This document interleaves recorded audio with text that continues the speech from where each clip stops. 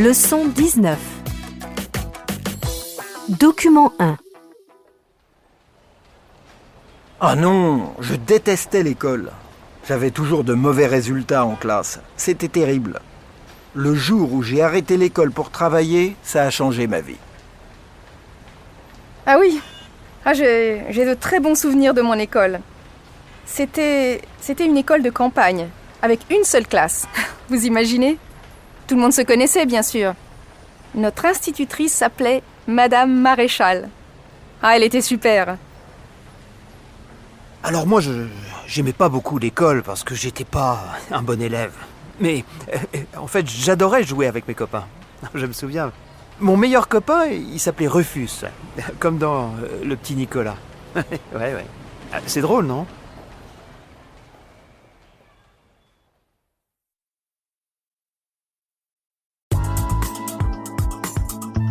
Document 2.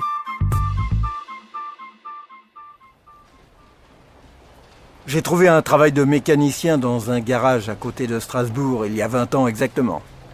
J'y suis resté 2 ans et après j'ai changé pour venir dans le garage où je travaille encore aujourd'hui. Eh oui, je travaille depuis 20 ans déjà. J'avais 17 ans. Et pour gagner un peu d'argent, je travaillais le week-end sur le marché avec mon oncle. Je vendais des fruits et légumes. Mon premier travail, c'était dans un club pour enfants sur la plage, l'été, à Biarritz. J'étais animateur. C'était vraiment un travail sympa, mais le salaire n'était pas très intéressant.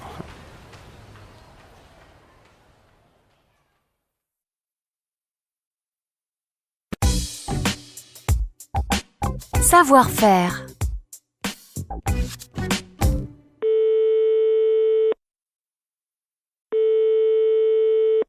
Bonjour, vous êtes bien chez Anne-Lise et Bernard. Nous ne sommes pas là pour le moment, mais laissez-nous un message. À bientôt. Bonjour, je m'appelle Magali et je suis allée à l'école avec votre fille Mathilde il y a 10 ans au lycée Victor Hugo. Nous étions dans la même classe. Je suis partie à l'étranger après le lycée, mais je travaille maintenant à Paris depuis plusieurs mois et j'aimerais beaucoup revoir Mathilde. Est-ce que vous pouvez lui demander de me contacter au 06 15 26 15 00? Je répète, 06 15 26 15 00. Merci beaucoup. Au revoir.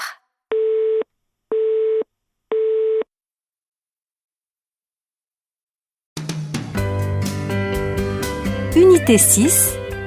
Temps libre. Leçon 21.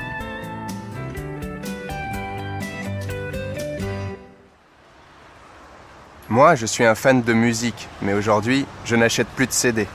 Je préfère acheter et télécharger les albums sur Internet. C'est moins cher et c'est plus rapide. Et après, j'enregistre tout sur mon lecteur MP3. Internet, c'est parfait pour trouver des informations rapidement. Avant, les étudiants comme moi passaient beaucoup de temps dans les bibliothèques. Aujourd'hui, c'est différent. On trouve tout sur Internet. Pour faire des achats, c'est super. Avec mon mari, nous avons trouvé notre nouvelle maison sur un site spécialisé.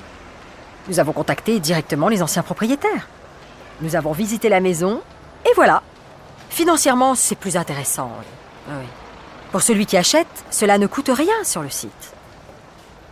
Mes enfants habitent aux États-Unis et ils m'envoient souvent des photos des petits par mail. C'est pratique, je trouve. Et pour discuter, c'est mieux. On peut se voir. Je n'ai pas encore de webcam, mais je vais en acheter une. Alors moi, je n'utilise jamais Internet à la maison. Parce que vous comprenez, je suis toujours devant mon ordinateur au bureau et je ne vois personne. Alors pendant mon temps libre, j'ai besoin de rencontrer des gens.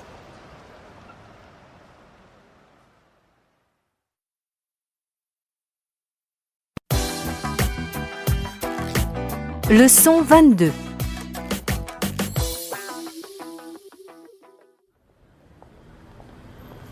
Pardon, monsieur. Comment expliquez-vous la disparition de nombreux cafés en France? Pour moi, le problème, c'est la télé. Le soir, les gens préfèrent rester chez eux devant un film ou une émission. Et puis voilà, c'est tout. C'est dommage parce que dans un café, on rencontre des gens, on discute. Devant sa télé, c'est pas pareil. Ah nous on aimerait bien aller plus souvent dans les bars pour faire la fête, mais c'est pas possible à cause des prix. C'est vrai quoi, quand tu vois le prix d'un verre, eh bien... Moi je dis, c'est beaucoup trop cher. Moi, j'adore aller prendre un verre dans un café. C'est sympa. Tu rencontres des amis, tu parles. C'est bien, non? Mais c'est vrai aussi qu'aujourd'hui, beaucoup de cafés se ressemblent. Et puis, on ne peut plus fumer à l'intérieur maintenant. Ce sont les habitudes des jeunes qui ont changé. Regardez autour de vous. Il n'y a plus que des fast-food. Je trouve ça triste. Moi, je vais toujours dans le même café, à côté de chez moi. Tout le monde se connaît, c'est bien. Mais souvent, dans les autres cafés, les serveurs ne sont pas sympas.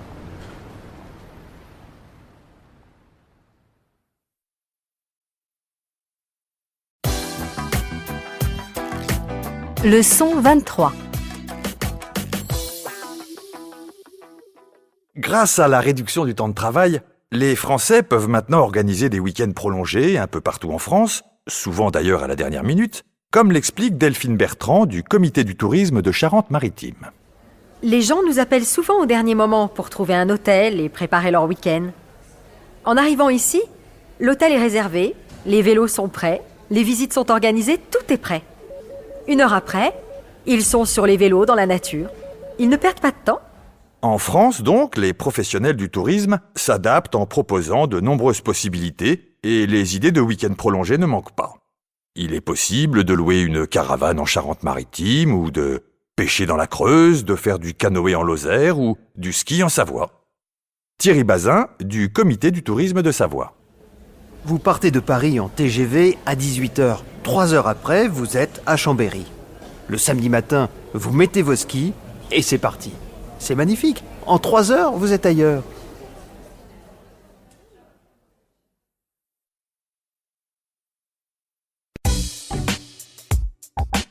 Savoir-faire.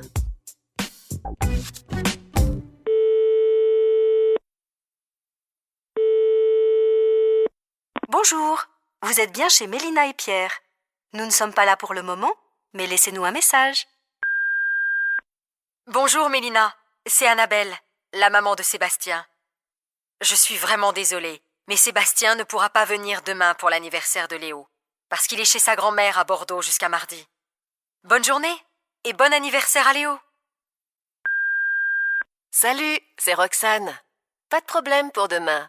Je viendrai avec Anthony, mais pas avant 15h, parce qu'Anthony va à la piscine, comme tous les samedis, de 14 à 15h. À demain alors. Bonjour, je suis Madame Amada, la maman de Toufik. Je vous remercie beaucoup pour votre invitation, mais Toufik ne pourra pas participer à l'anniversaire de Léo demain, à cause de ses problèmes de santé. Nous avons rendez-vous avec un spécialiste demain après-midi, et ce n'est pas possible de changer le rendez-vous. Toufik est vraiment très triste de ne pas venir à la fête. Merci beaucoup encore une fois, et bonne journée.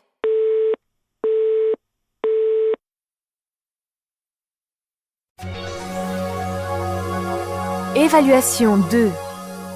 Compréhension de l'oral. Objectif 1.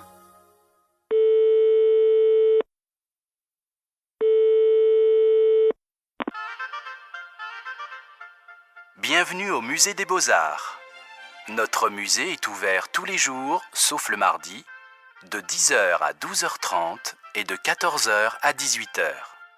Si vous voulez connaître le programme des expositions, tapez 1.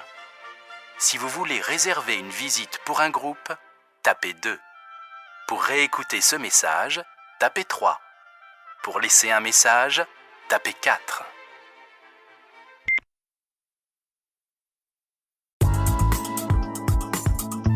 Objectif 2.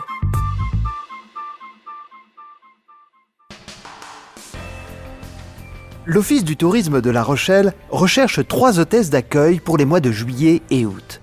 Si vous parlez au moins 2 langues étrangères, si vous avez une expérience de l'accueil et si vous êtes bien sûr intéressé par cette offre, envoyez votre candidature à l'Office du tourisme, 15 rue de la Gare, 17 000 La Rochelle avant le 15 avril. France Radio La Rochelle, il est midi.